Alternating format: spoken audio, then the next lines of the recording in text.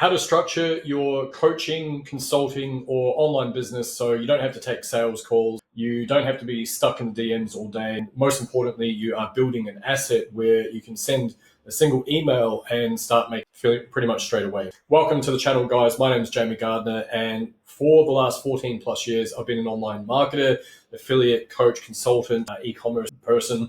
Drop a comment, leave a like on this video. I would really appreciate it. It just helps me know that I'm on the right pathway in terms of helping you guys out.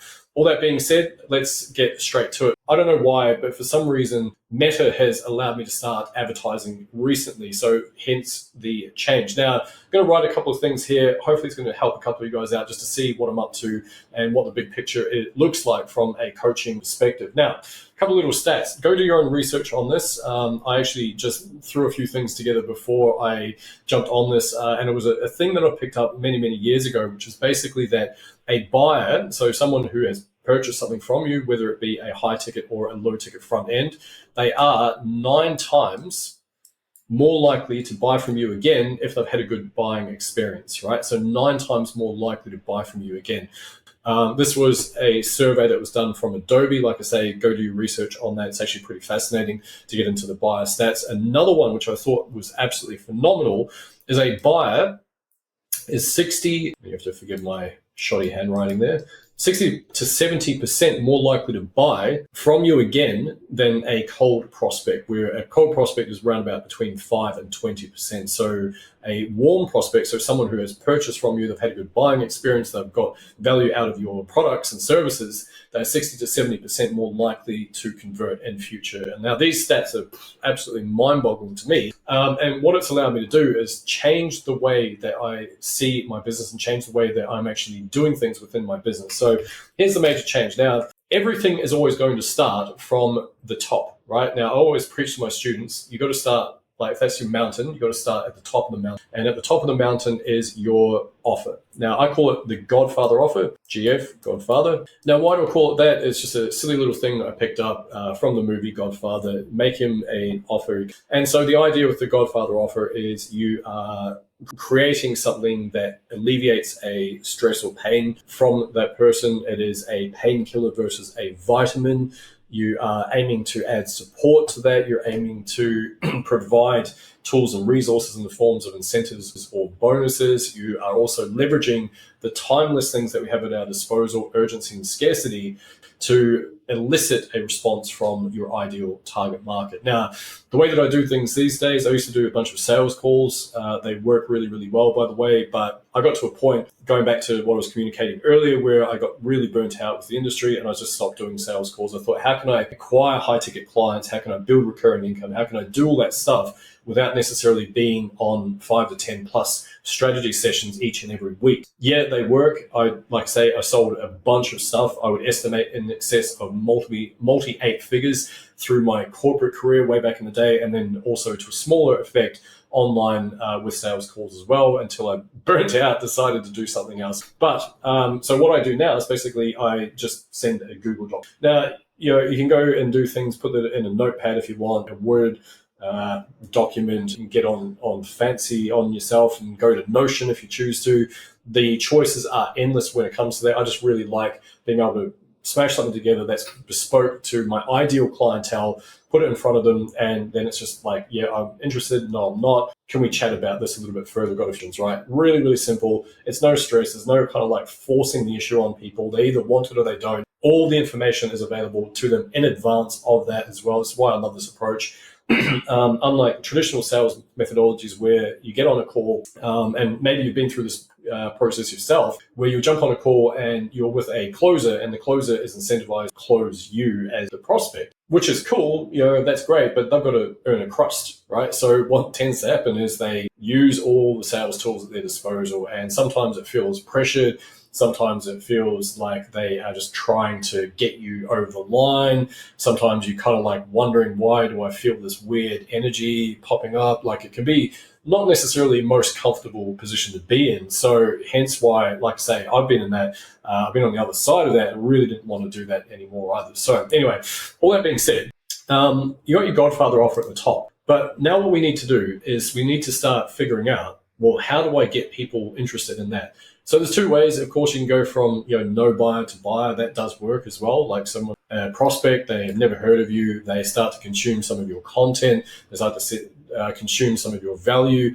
But most importantly, your Godfather offer happens to alleviate a major pain point that they are experiencing. If that is the case, doesn't matter, right? It doesn't matter if they buy or not, they will purchase. But we need to be really good at crafting our Godfather offer. Now, what I find a little bit easier is frustrating. My eraser doesn't seem to be working. Okay, well, apparently I can't use an eraser. Anyway, you get the idea. Weird.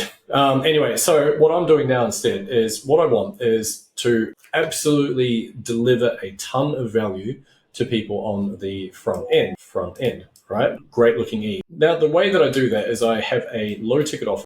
I actually have many low tickets, and the design of these low tickets, if I can get my eraser to work, I will figure it out. I don't know why that's not working. Get this all looking a bit prettier. So basically, if we've got our offer here, GF, the reason why I want to get buyers on the front end, I want to overload the value to these folks, right? So if I've got actually it feeds up to that, sorry. How silly, how absolutely silly. Let me start again. So I've got my Godfather offer at the top, right? And everything is going to feed back to this, right? So I have multiple low ticket offers and all of them are feeding back into my Godfather, okay? So I've got a low ticket here, a low ticket here, right? So the idea is that everyone who buys one of the low ticket offers, number one, they get a ton of value. It alleviates a major present pain that they are experiencing.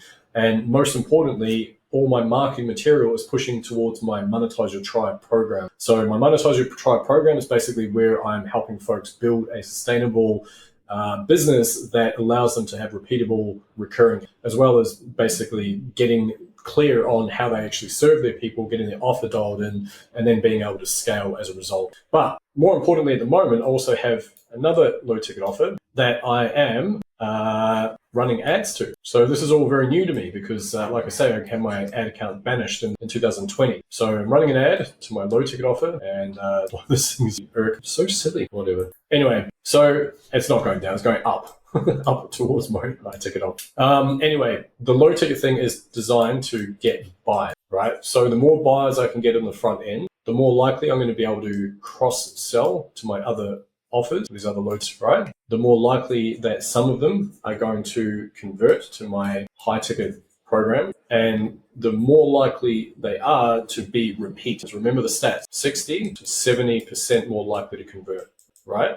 So this is why we want to start building our buyers list. Why we want to put something out there, whether it's a PDF, a workshop, masterclass, a course, or a program. We want to start building our buyers, because this is why, even if we have a really, really small audience, we can make a really cool amount of profit because we don't need a lot of buyers.